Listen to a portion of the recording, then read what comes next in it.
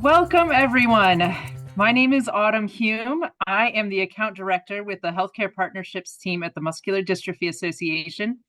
Thank you so much for joining us today for the MDA Industry Update webinar sponsored by Immunovant, titled Novel Approaches in the Clinical Management of MG, Batoclimab in a Phase 3 trial using induction maintenance design.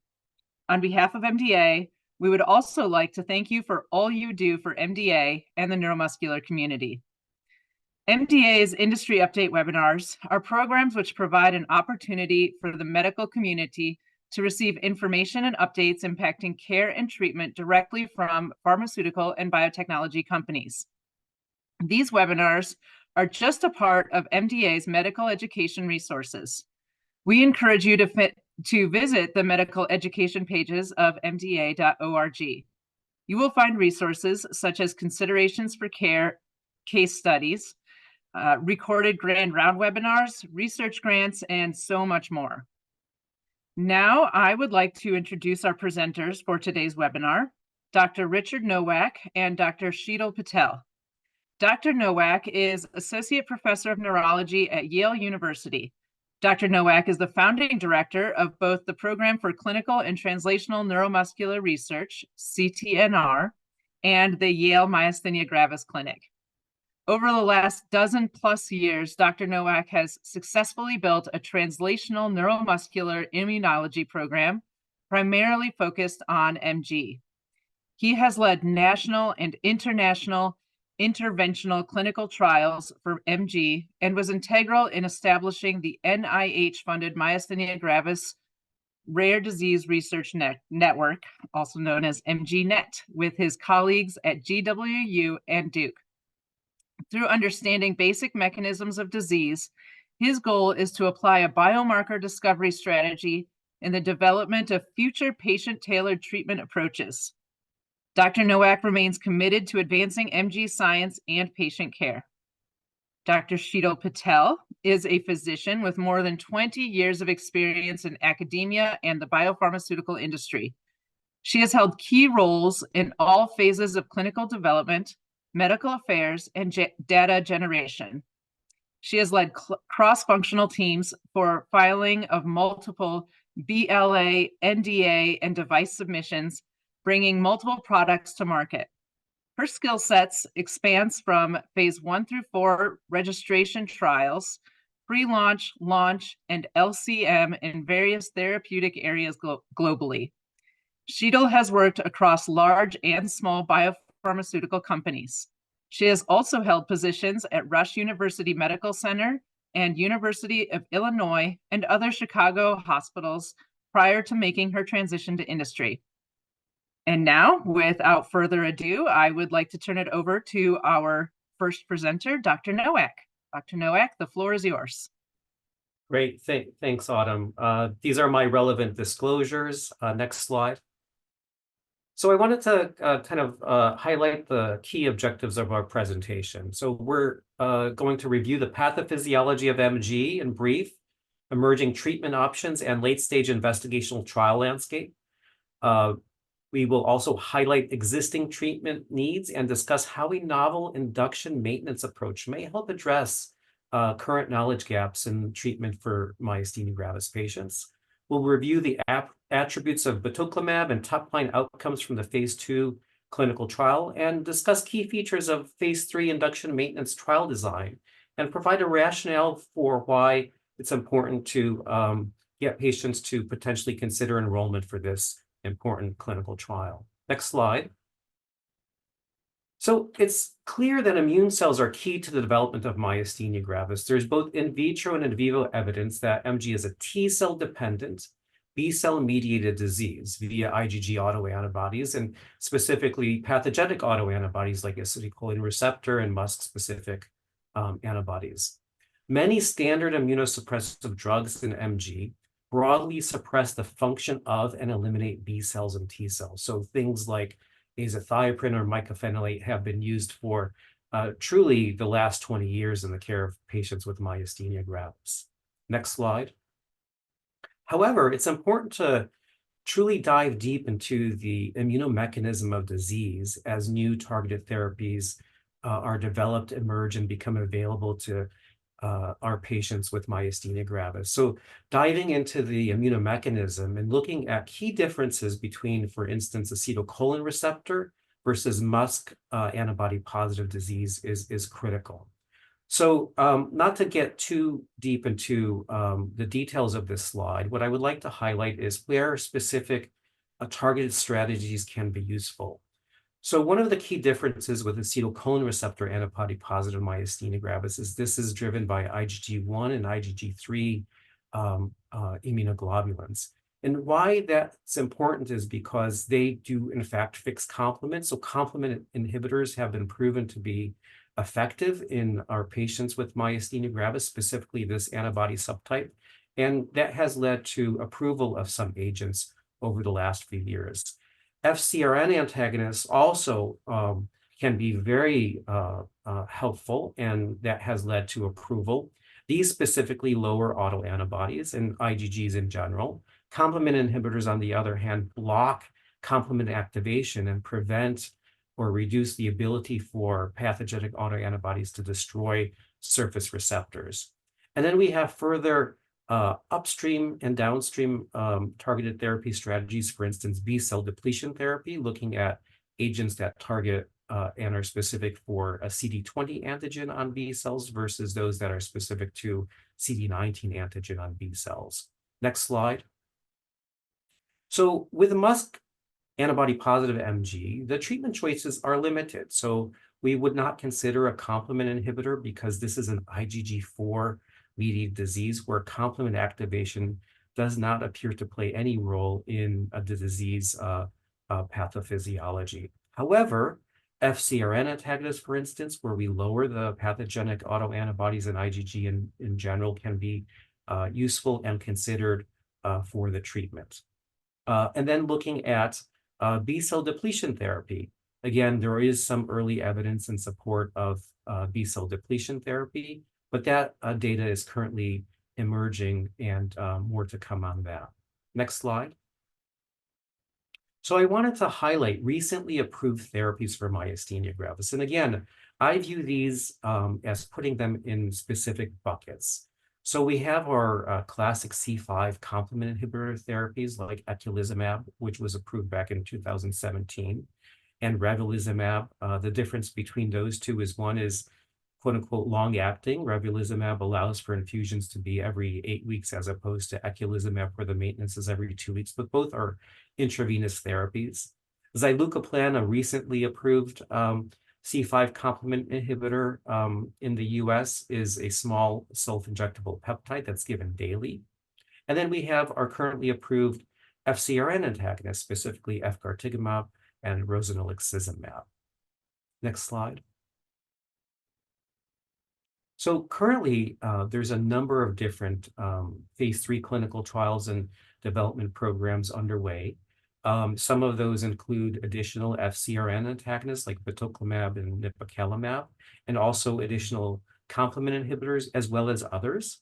I'll note inebilizumab, which is a CD19-directed B-cell depleting therapy, rituximab, and we also have sartrilizumab. This slide and list does not necessarily mean to be completely comprehensive as the field continues to emerge, and many different clinical development programs are currently in the works or underway. But just really to highlight which of the treatment strategies and agents have come along to phase 3 programs in recent months. Next slide. So while there has been a lot of work in development of new targeted therapies, there continues to be an unmet need. And there's certainly a room for clinical improvement. So out of the currently available newer medications, based on clinical trial data that has been made available, about 25 to 30% of individuals reach what's termed minimal symptom expression, defined as an MG-ADL score of 0 to 1. Many of you all that have been following the clinical trials, looking at the eligibility criteria, most, if not all, of the clinical trials require that study participants have a minimum ADL score of perhaps 5 or 6. So the ADL score is a representation of patient symptoms. It's patient-reported outcome measure. So based on the data available, like I said, a quarter, maybe up to a third of individuals achieve that minimal symptom expression at the conclusion of the trial on active drug. And so that means that some of our patients continue to remain inadequately treated or having disease burden. A study of an incident patient population in the United States, data from 2019, showed that about a third of individuals relapsed within the first year of their diagnosis, with more than half of those having 3 or more relapses, and most certainly highlighting the intensity of disease, particularly in that first year from diagnosis. So a lot of room for us to improve. If you recall, years ago when we had the standard non-steroidal immunosuppressive drugs such as azathioprine and mycophenolate, the general teaching was that these medications can take 3 to 6 months or even up to a year or more before they achieve clinical benefit. So which increases the risk of our patients not doing well or having a high burden of disease that's inadequately treated. What the newer targeted therapy strategies have taught us is that the time to clinical benefit can be pretty quick in some individuals, but how we utilize that in clinical practice has not necessarily been clearly elucidated over time, and a lot of work and more investigation into how we apply some of the targeted strategies is critically important. I wanted to move on to the next slide here. So the rationale for us to consider something called an induction maintenance strategy, I think, is critically important. So we do recognize that some medications, some immunosuppressives, have some delay to clinical benefit built in. Looking at an approach, single maintenance dosing, where medications do have time to achieve clinical benefit over time, and that can vary depending on the specific agent used or medication used. But during that period of time, patients might not be doing as well as we would like, and we'd like to improve that over time. Cyclical dosing, where we get patients better, and then we wait for patients to get worse before we offer another treatment. Again, during periods of time, patients are actually doing not great, and I think we can improve how a patient is doing and their overall clinical status. So, which brings us to exploring this idea of induction maintenance dosing. I think many of us have thought about how to best do this, but we haven't had necessarily any data in support of doing this. So an induction maintenance strategy where we can get the patients rapidly better and not have a built-in time of delay based on the mechanism of action of the drug, but rather be a very intensive or aggressive, if you want to call it that, at the very beginning, and then maintaining good disease control without having patients relapse over time is certainly most important. So that's where an induction maintenance clinical trial design can offer us a window and opportunity to not only study a medication, but also learn how to best apply it in clinical practice. So this is really the primary rationale and thought behind an induction maintenance strategy for the phase 3 Batoclimab trial design. So I'll pause there and I'll hand it over to Dr. Patel, who will roll into discussing the phase 3 trial design. Thank you, Dr. Novak. Next slide, please. So we'll start our conversation with what is Batoclimab. Batoclimab is a neonatal Fc receptor antagonist. And as Dr. Novak mentioned, FcRns are vital in recycling autoantibodies and other proteins such as albumin. Batoclimab is a full monoclonal antibody. And by blocking the FcRn receptor, it prevents IgG recycling, thus getting rid of pathogenic autoantibodies, which are implicated in the pathogenesis of myasthenia gravis. In early phase clinical trials, Batoclimab has shown rapid and deep IgG reduction. This is clinically meaningful as literature suggests that there is strong correlation between deep IgG reduction and increased clinical efficacy. MG is sometimes addressed as a snowflake disease also, as it affects each person differently, and likewise, treatment must be individualized. Keeping this variability and fluctuating nature in mind, one of the attributes being studied is the tailored dosing approach to address the varying symptom severity across all different disease states. The initial goal of induction is to maximize IgG suppression, so we can get control of the disease and curb it, and then utilize lower doses to maintain that suppression, hence optimizing on the risk-benefit. Batoclimab comes in a pre-filled syringe and can be administered subcutaneously by the patient or the caregiver in the comfort of their own home. Next slide, please. This slide discusses the role of FcRn in IgG homeostasis. There are two figures which are depicted here. The one on the left shows how FcRns maintain level of IgG circulation by preventing IgG degradation. The one on the right depicts how batoclimab works. So let's start with the one on the left. As I mentioned earlier, FcRns maintain IgG circulation by preventing the IgG degradation. In normal pathophysiologic conditions, IgG antibodies, and those are the little Y-shaped structures that you see over here, along with other proteins, they will enter cells via penocytosis. This is where FcRn receptors will bind to these antibodies, forming FcRn IgG complexes under certain acidic conditions of the phagosome. Whatever is bound is automatically gets recycled, and what is not bound are trafficked to the lysosome for degradation. The second picture on the right shows what happens with batoclimab. Here we can see that IgG and batoclimab both are taken up into the cells via endocytosis. Batoclimab tends to preferentially bind to the FcRn, forming complexes. It is also noteworthy that batoclimab has high binding affinity at both low and high pH. Once batoclimab is bound to the FcRn receptor, it is no longer available to bind to other antibodies. So now the IgGs can no longer bind. Whatever is bound is recycled, and the IgGs which are not bound are degraded into the lysosomes. Next slide, please. So this slide shows the study schema of phase 2 clinical trial, which was a double-blind placebo-controlled study. You can see the 4 periods of the study: screening, treatment, open label, and a follow-up period. 31 patients, of which 17 met criteria, were randomized into the study on a 1:1:1 ratio into 3 groups. The 3 groups included batoclimab 680 milligrams every week, 340 milligrams every week, or a placebo arm, and these patients were in that double-blind period for 6 weeks in a blinded fashion. Following this, everyone, including the placebo patients, went into an open-label extension where all of them got lower doses of 340 milligrams of batoclimab every other week for about 6 weeks. After the open label period, batoclimab was discontinued and patients had a follow-up period. Now, the primary and secondary endpoints for this study included safety and tolerability, along with looking at changes in IgG, the different subclasses of IgGs, and the anti-AChR antibody levels. We also looked at efficacy endpoints such as MG-ADL, QMG, etc. Next slide.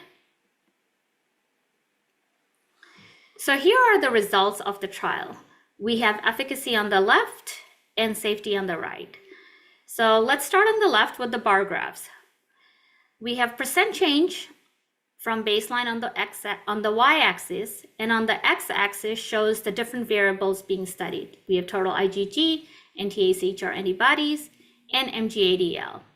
The light blue one is the 340 milligram, and the purple or navy blue, whichever one appears on your screen, is the 680 milligram dose, and the slight gray that you see there is the placebo.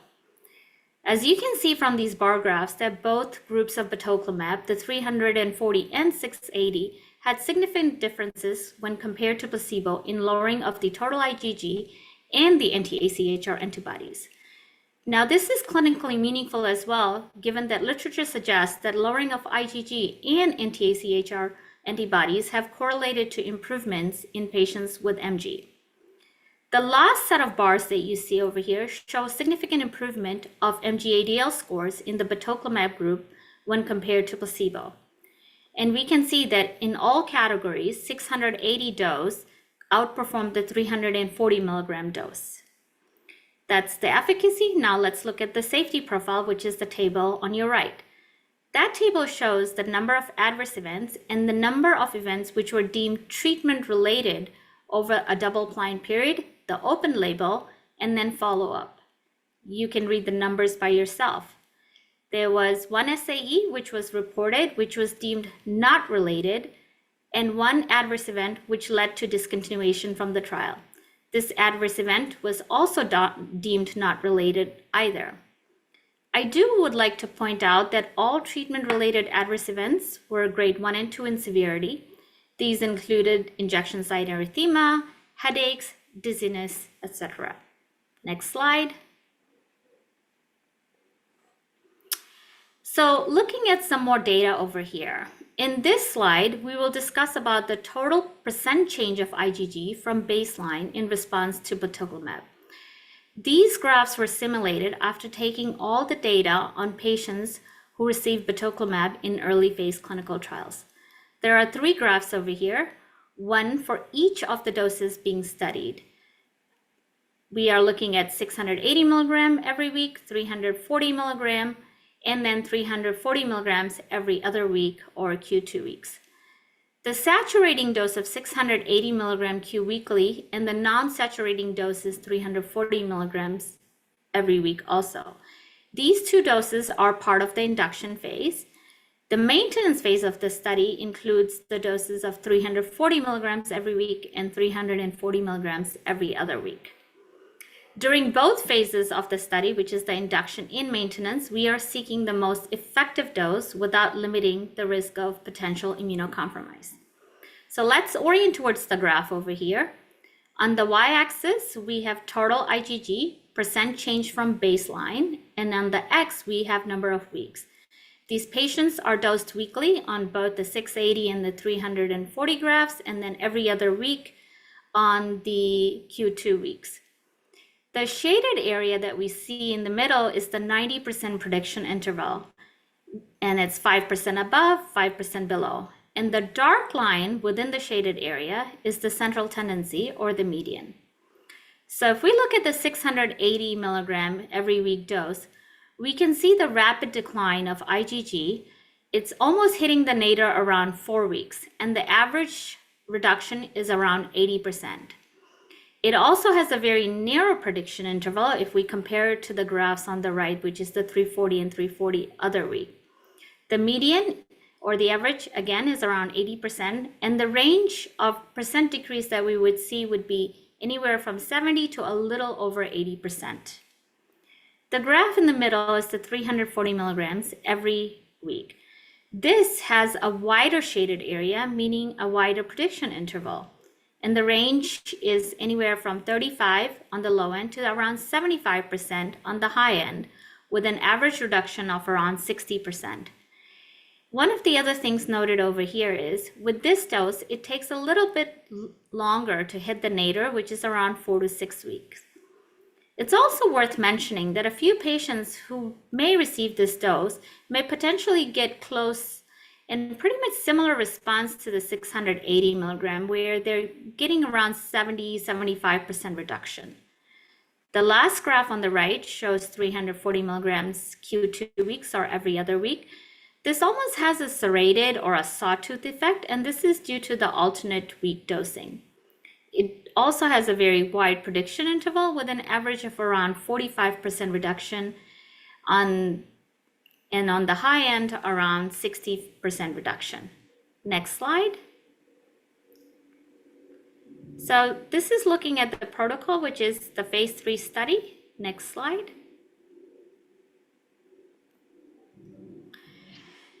So this is a quadruple blind randomized clinical trial. And when we say quadruple blind, we mean that the physician, the participant, the assessor, and the sponsor, all 4 people are blinded. The study is divided into 4 periods: induction, maintenance, long-term extension, and open optional long-term extension, of which 2 are most important, which is the induction and the maintenance part.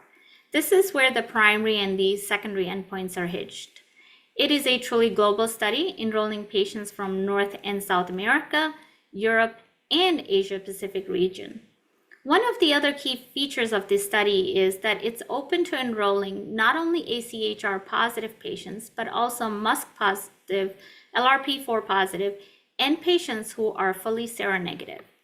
Next slide, please. So what are the objectives of the study?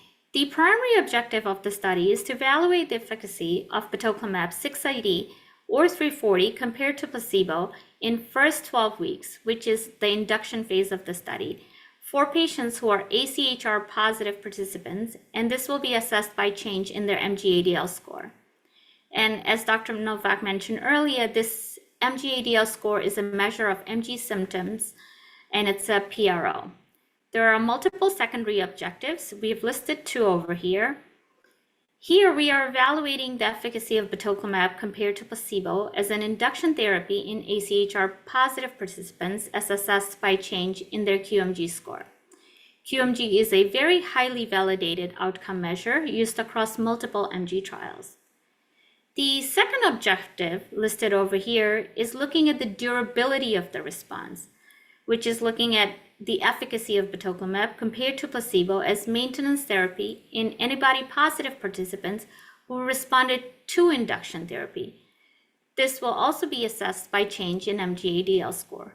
There are multiple other secondary objectives, and these can also be found on clinicaltrials.gov. Next slide. So this is the study schema, and we can see the different periods: induction, maintenance, long-term extension, and optional long-term extension. It may look a little daunting if you look at it from the front, but all this happens in the background and no one really gets to see how patients are moving through the different periods. I will briefly go through the study schema, try to simplify things for everyone. So we have screening period, which is up to 35 days. So patients will come in, and this is where they will get randomized into a 1:1:1 arm into the induction phase of the study. On that induction phase, they will be either randomized to 680 milligrams every week, 340 milligrams every week, or a placebo arm. The primary endpoint is at the end of this period. Let's look at the top part, which is the induction phase.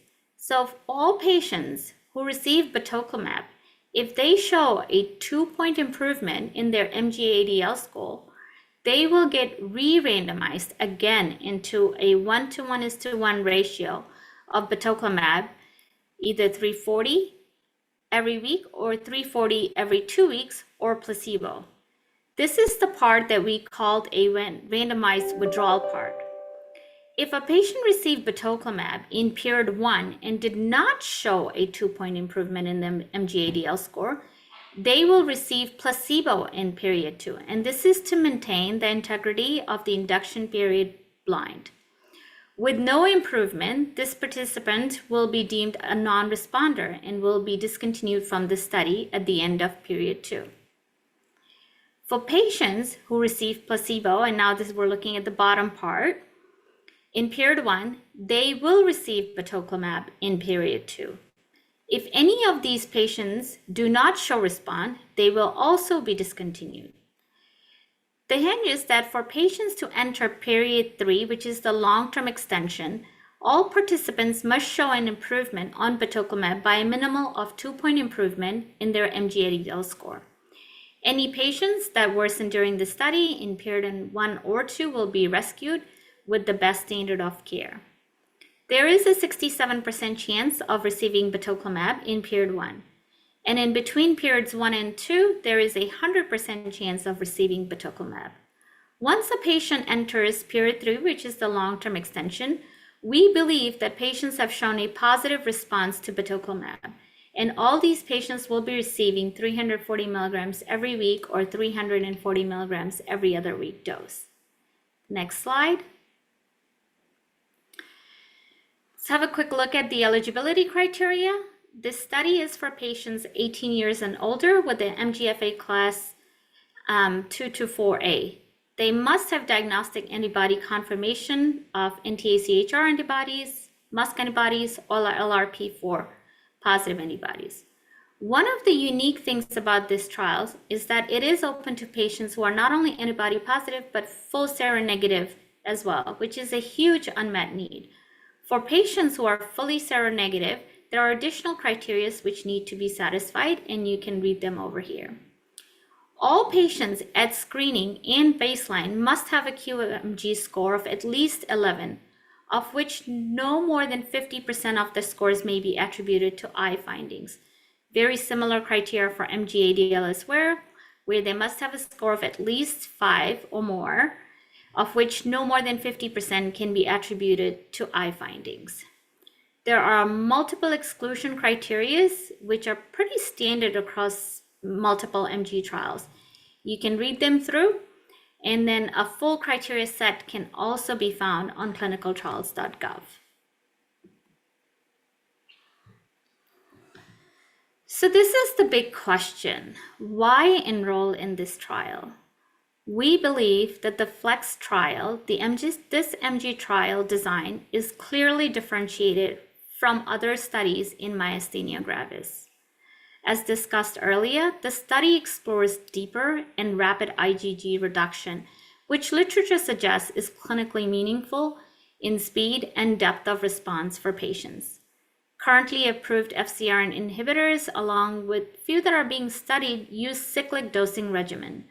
With this proposed induction maintenance study design, we aim to provide rapid and continuous control of symptoms, aiming for better disease management. MG is different for each patient, and with multiple doses being studied, this trial seeks to find the lowest, most effective dose. Our goal is to offer docs an ability to titrate the batoclimab dose. For a patient, it's simple, low volume subcutaneous injection, which can be easily administered by the patient or the caregiver in the comfort of their own home. In our discussion with patients, they not only wanted to get better fast, but stay better without worrying about getting worse. While keeping this in mind, we built in an option to treat MG flare in the long-term extension period with a short course of high dose of batoclimab. We are very excited about batoclimab in this trial and the opportunity it offers to patients across variable disease states. Next slide. These are the QR codes. Please scan them. The one on the left is for clinicaltrials.gov registry. This is where full information on the study can be found. And then also on the right is the FLEX trial website, and you can scan that and get more information from both of these. Next slide. And I believe that's the end of our presentation. Such exciting information shared today. Thank you very much to Immunovant for the insightful presentation, and to all of our medical professionals who attended today's webinar. We hope you will join us for future industry update webinars. Thank you again, and have a wonderful day, everyone.